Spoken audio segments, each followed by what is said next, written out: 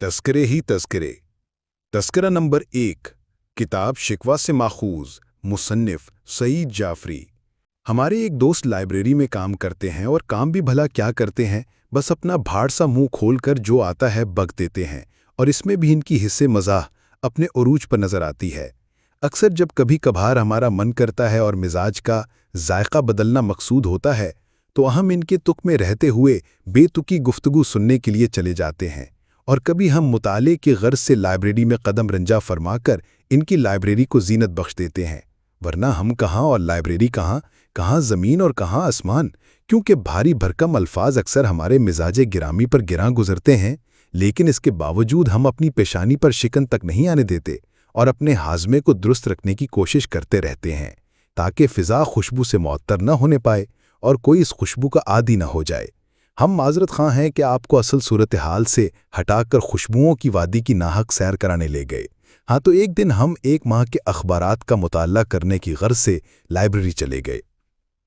इत्तेफाक से यहाँ हमारे एक और वाकिफ़कार आ गए, जिनको उर्दू अदब में शायरी से ख़ास शगफ़ है और कई शायरों के अच्छे कलाम इनमें हम शामिल नहीं, उन्हें अज़बर हैं। वो अभी लाइब्रेरी में आकर ही बैठे थे और हम इस दौरान अखबारात उलट पलट कर इस तरह मुताले में गर्क थे कि जैसे कोई खोई हुई कीमती शय तलाश कर रहे हों, जबकि हमारे लाइब्रेरियन दोस्त शीशे के कमरे में ऐसे बैठे कि जैसे कोई कुड़क मुर्गी डड़बे में बैठी हो। हमारी हरकत व सकनात पर किसी हिटलर की तरह नज़र रखे हुए थे और बोलने में ये बहुत शातिर हैं, कोई भी होटिंग का मौका हाथ से जाने नहीं देते, गोया कि ये एक अच्छे शिकारी भी हैं।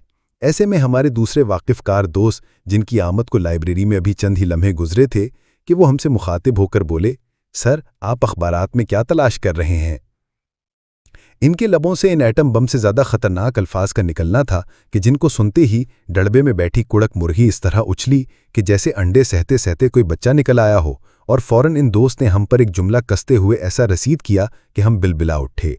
और ये हज़रत हमारे और इनके मुश्तरका वाकिफ़कार दोस्त से बोले कि जनाब ये अखबारात में कुछ और नहीं, रिश्ता तलाश कर रहे हैं।